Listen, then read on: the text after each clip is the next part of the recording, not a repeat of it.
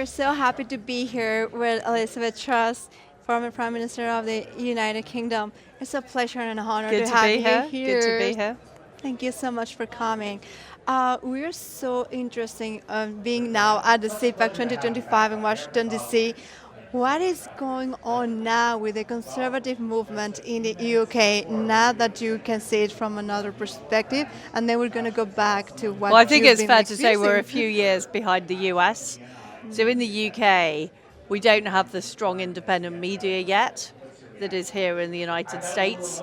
We need more of a conservative movement because we face the same problems. We face a very powerful deep state. We face a left-wing elite that have undermined our country, on everything from transgender ideology to Islamism to green extremism to anti-capitalism. So I think there's a lot we have to learn from the Trump revolution, and I want to see a Trump revolution in Britain. Yeah, totally. We've seen that illegal immigration and this asylum policies have been really targeting Europe and also especially the UK. So how has this impacted the culture of the UK? Because there's like a tradition there, but with all these immigrants coming over, what's the result? Well, so there's a real problem with Islamism now in Britain. So at the last election, 4 Islamist MPs were elected. They believe in the eradication of Israel, and they believe in Sharia law in Britain. So that is very, very worrying.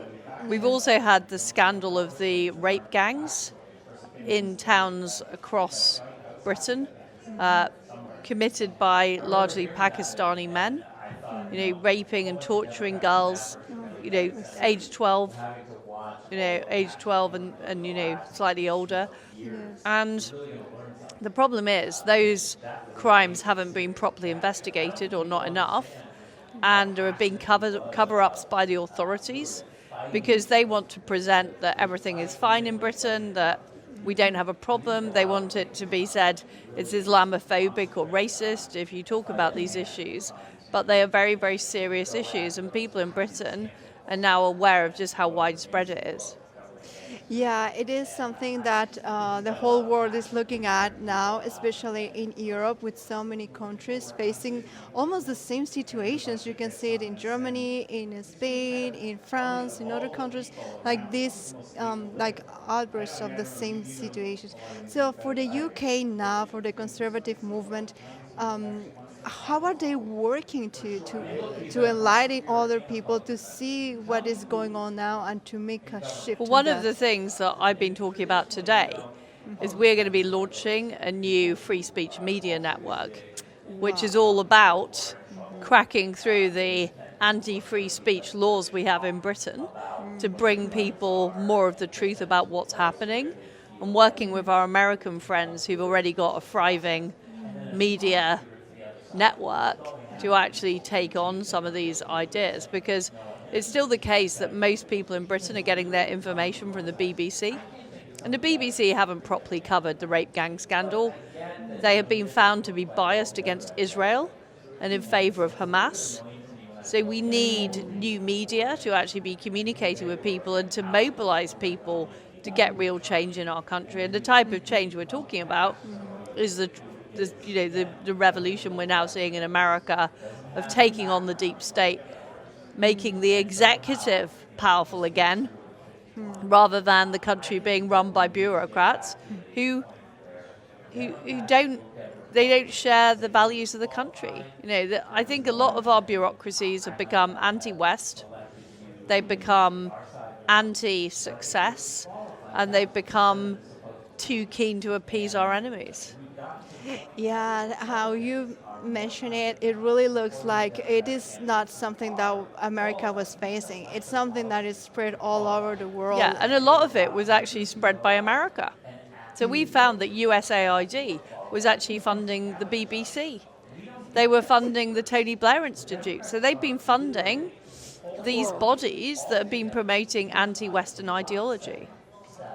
It totally looks like an agenda. Have you find like this is really like a plan that people may think it's... I think there's a group of people, I would but describe it as globalist groupthink. Oh, okay. So there's a group of people on the left of politics who have successfully created a network of influence, and they have been funding organizations, they've been pushing policies. I think transgender ideology is another very good example. That came from America into Britain, and there has to be a big fight back against these terrible ideas. What do you think will be the first step to move towards some change, real change? Is it through the parliament? Is it I through think people? the ultimately, the next election in Britain is likely to be in 2029 or maybe 2028. And what people have to do is they have to vote for major change. They have to vote to actually repeal all these laws that are empowering the judges to make bad decisions or are killing our energy industry. We now don't produce steel anymore in Britain because energy prices are so high and because fracking has been banned. So there's a huge number of laws that need to be repealed.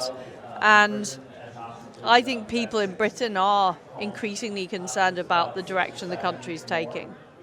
Yeah, especially with the energy, and the UK has been very pro green energy, and now it's And really it's a disaster. complex. It's been a disaster. Yeah, complex situation that you're facing, especially with the security, like the sovereignty of the energy, to be autonomous with it. Exactly. Wow, this is amazing, so surprising. And for the economic, like the commerce, that our media is focused a lot on China. But how has the CCP and the China trade with the UK? Like, is it like really helping the UK, or it has been Well, like I'm very damaging the concerned economy? about our level of exposure to China. And we have Keir Starmer and Rachel Reeves actively trying to get more trade and more investment with China. But we all know that comes with huge strings attached, and I think it's very damaging. Yeah. No, it's good that people can start to see that, because in other countries that they couldn't see it before, now their influence is a lot But I think, bigger. to be honest, I would like to see a trade deal with the US. I think we should be increasing our trade with our allies and diminishing our trade with our adversaries. That sounds very logical. I know, it's not happening though. That's true. So, regarding the younger generations, what will be the plan for the conservatives to work with them? Is there like a plan, like a project to work with them, to influence them? We are talking about this, and Turning Point in the US has been very successful. So I think though that the UK needs more of a youth movement and more of a grassroots movement like Tea Party, like MAGA. Yeah. And for the relationship that you have with the European Union, because they're like the closest ties that you have, do you feel like now the European Union is really also moving towards a more conservative angle, or you think? I don't know. I think there are elements, obviously, like Giorgia Meloni, for example, is on the right. But the problem is that the European bureaucracy is very, very powerful. So even if you have more patriotic parties in the EU, I think it's very hard to see that leopard changing its spots. Before we left the EU, I used to attend European Union events, and it was always a stitch up. It was always a stitch up. Yeah, we've seen that still with President Trump when he comes here to NATO. It's always like a situation now that not everybody, like most of it, still. I think at least NATO is an organization that has a purpose. Sometimes it's hard to see what the purpose of the European Union actually is. Yeah, I remember the Europe before the European Union. Yeah, exactly. And it was just different. I think it was also a good part for the UK that they didn't pay like a partnership with the euro. I think the euro has been a disaster for European countries. It really has. Yeah, it has been damaging the economy as far as we've been investigating for like what happened in the years later. Now it came to be a great idea, but then the result was not that great for the people. Oh, and for the traditional values, because we know like UK has always been like a more traditional conservative history. Like, is there like something that you would like to invite the audience to do, like to get the values to reinforce the family ties, and also a link with God? Do you think this is important to Well, I recover think these it's really values nowadays? important to be clear that Britain is a Christian country and we have Judeo-Christian values. And that is something I think people are beginning to understand, that if that isn't clear, it creates a vacuum which lots of other stuff has been pushed into. So people promoting Islamism or people promoting, crazy environmental policies. And I think, Judeo-Christian values have served our country well. And that's what we should be reinforcing. Yeah, like a moral compass, right? Exactly, it's a moral compass. Oh, that's very important. So we really value your time. Thank you being so with much. us, Thank you. and It's we been all great to wish be you on. all the best for what Thank you're you very doing. much. Do you have future plans to come? Something Yes, you will definitely. Yes, I'll be here again. be? Wonderful. Great to see you. Thank Thank you. you, Mistress. Thank you.